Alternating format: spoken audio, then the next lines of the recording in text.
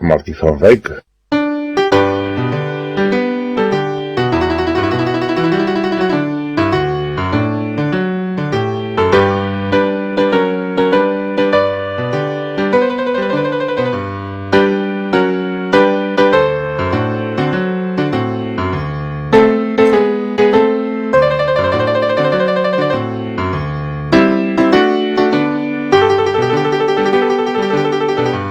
Lig op verhoudings, Martie van Wyk, ons verhoudingsspesialis. Kom ons hoor wat sê sy. Hallo Willem en hallo liewe luisteraar. Ons praat dikwels in hierdie program oor dinge soos finansies, verhoudings, soos die huwelik en ons gesinsverhoudinge, ook die verhoudings met myself en met God. En ons doen dit alles binne ons geloof en die waardesisteem wat ons as Christene met mekaar deel. Vandag wil ek vir jou 'n baie belangrike vraag vra. Willem, ek en jy is nou al grootouers met kleinkinders. Liewe luisteraar, miskien is jy nog net 'n ouer met kinders, of miskien droom jy nog om eendag 'n ouer te wees en 'n nageslag te hê. Of miskien is jou situasie net so dat jy nie kinders van jou eie het nie. Ons almal het verhoudings in ons lewe met jonger mense vir wie ons graag 'n mooi voorbeeld wil stel. As hierdie jonger mense in jou lewe eendag, as jy nie meer daar is nie, aan jou terugdink, wat dink jy sal hulle onthou? Sal hulle die geskenke onthou wat jy vir hulle gekoop het? Sal hulle die erfgeld onthou wat jy vir hulle nagelaat het? Sal hulle jou huis onthou waarin jy gewoon het, met al die mooi meubels en mooi skilderye? Of sal hulle miskien onthou hoe veilig hulle in jou teenwoordigheid gevoel het? Of sal hulle die stories onthou wat jy vertel het, die gebede wat jy oor hulle gebid het, en die manier waarop jy hulle diep geliefd laat voel het? Vandag wil ek graag praat oor die grootste nalatenskap wat jy vir iemand kosbaar in jou lewe kan nalaat. Willem, ek dink deesdae so baie aan my oupas en oumas, en al die kosbare herinneringe wat ek van hulle koester. Ek is so bevoorreg om nog albei my ouers by my te kan hê. En is so lekker om hulle uit te vra oor die dinge wat ek as kind nie kan onthou nie, of die dinge wat ek daardie tyd nie verstaan het nie. Dis so lekker om te hoor hoe hulle stories vertel van hulle ouers en hulle eie kinderjare. My oudste dogter het onlangs vir ons as ouers en as grootouers elkeen 'n mooi boek gegee, wat mooi uiteengesit is met vragies waarin ons herinneringe van ons grootwordjare kan opteken, sodat al hierdie kosbare herinneringe behoue kan bly vir nog 'n nageslag.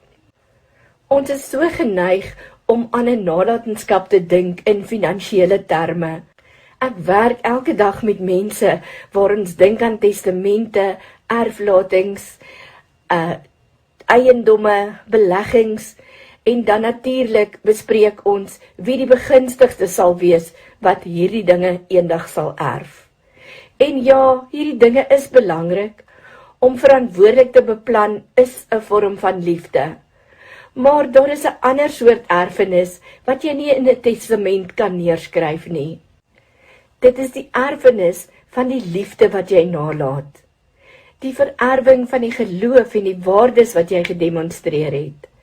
Die herinneringe wat jy oor jou leeftyd gebou het, en die wysheid wat jy geopenbaar het, en die geur van jou teenwoordigheid. Hierdie is ook dinge wat 'n baie diep nalating agterlaat. Willem, dit is soms deur baie harde werk en voorspoedige lewensomstandighede dat mense in 'n posisie is om 'n geldelike nalatenskap vir hulle geliefdes na te laat. Maar om hierdie dinge wat ek nou genoem het na te laat, verg ook net so baie doelgerigte werk. Werk aan daardie verhoudinge met die mense wie se toekoms ook vir jou belangrik is. Ongelukkig spandeer baie meer mense jare daaraan om welvaart te bou, terwyl baie minder mense doelbewus aan verhoudingsbou en daarin belê. 'n Kind kan jou besittings erf, maar hulle kan nie die gevoel erf dat jy hulle werklik geken het nie, tensy jy tyd gemaak het om hulle te leer ken. Hulle kan nie jou gebede erf nie, tensy jy hulle geleer het om te bid. Hulle kan nie jou stories erf, tensy jy dit met hulle gedeel het nie. Hulle kan nie jou geloof erf nie, tensy hulle dit in jou lewe gesien het nie. In Psalm 145 vers 4 lees ons die volgende: Geslagte sal aan geslagte vertel van u magtige dade en die goedheid verkondig. Wat 'n kosbare beeld. Willem, as mens mooi hieroor dink, het God nie net families geskep nie, hy het geslagte geskep. En elke geslag het iets waardevols om aan die volgende een oor te dra. Die ouer geslag dra stories van God se getrouheid deur moeilike tye. Hulle dra herinneringe, lesse, waardes, gebede en wysheid wat deur 'n leeftyd gevorm is. Die jonger geslag bring weer energie, hulle bring vrae en drome, nuwe perspektiewe en vars geleenthede. God se plan was nooit dat geslagte teenoor mekaar moet meeding nie. Sy plan is dat geslagte mekaar moet seën. Een van die slegte dinge van ons moderne wêreld is dat families dikwels verspreid oor die wêreld woon. Kinders woon dalk in 'n ander dorp as hulle ouers, of in 'n ander provinsie, en in sommige gevalle, deesdae baie meer gevalle, selfs op 'n ander kontinent as hulle ouers. Kleinkinders groei soms in ander kulture op. Hulle praat ander tale en beleef die lewe anders as wat ons dit geken het. Ons kinders wat in Dubai woon, het pas hier by ons gekuier en dit is so vreemd om te hoor dat die kleintjies met so 'n vreemde aksent Afrikaans praat. Gelukkig het tegnologie die manier verander waarop ons met mekaar kan kommunikeer. Die klank en die beeld van die oproepe deesdae laat 'n mens voel asof mens sommer net met hulle praat in die buurdorpie langs ons. Ongelukkig raak die lewe ook soms besig vir ons almal en soms gaan half weke verby voordat ons werklik by mekaar uitkom om te kan gesels. Maar gelukkig hoef afstand nie emosionele afstand te beteken nie. Solank ons onthou, liefde is doelbewus. Verhoudings is doelbewus. Wat jy nalaat is doelbewus. Ek probeer so hard om moeite te doen dat my kleinkinders my as hulle ouma ken, want dit is vir my so belangrik. Jy kan dalk nie elke week jou kleinkinders sien nie, maar jy kan steeds teenwoordig wees in hulle lewens. Jy kan 'n stemboodskap stuur, jy kan 'n video-oproep maak en selfs 'n speletjie met hulle oor die foon speel. Jy kan vra oor hulle skooldag, oor hulle vriende, oor hulle vrese en hulle drome. Jy kan die klein dinge onthou wat vir hulle belangrik is. Jy kan vir hulle op hulle name bid. Jy kan stories vertel oor waar hulle vandaan kom. Jy kan hulle herinner dat hulle deel is van 'n familie met 'n geskiedenis, 'n familie met 'n geloof en 'n God wat van geslag tot geslag getrou bly. Weet jy Willem, soms onderskat ons die krag van 'n klein oomblik. 'n Ouma wat miskien 'n familieresep met jou deel, 'n oupa wat 'n storie uit sy kinderdae vertel, 'n ouer wat 'n brief skryf vir 'n kind, 'n gebed oor 'n klein kind voor die eksamen, 'n Bybelverhaal oor 'n video-oproep wat jy vir hulle lees, of 'n eenvoudige boodskap wat net sê ek is trots op jou. Hierdie oomblikke mag dalk klein voel, maar dit word dikwels herinneringe wat 'n leeftyd hou.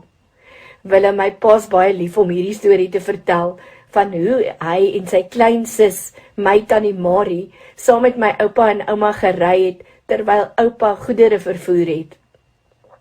As die twee kinders dan begin honger raak het, het ouma vir oupa gesê om by die naaste winkel te stop en vir die kinders Marie beskuitjies te koop. Dan sal my pa 'n groot keelgat opsit omdat ouma wil Marie koekies koop en nie Pietie koekies nie. My ouma het van toe af 'n slim plan gemaak en sommer gemmerkoekies Pietie biscuits gedoop. Willem en ons familie noem nou nog gemmerkoekies Pietie biscuits.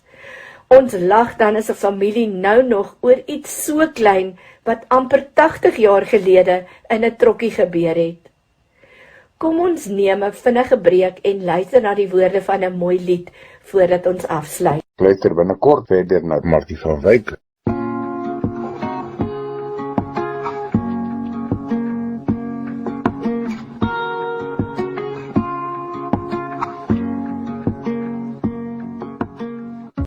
Liewe luisteraar, ek wil jou uitdaag hierdie week en ek wil jou ook bemoedig om een doelbewuste ding te doen vir jou nalatenskap.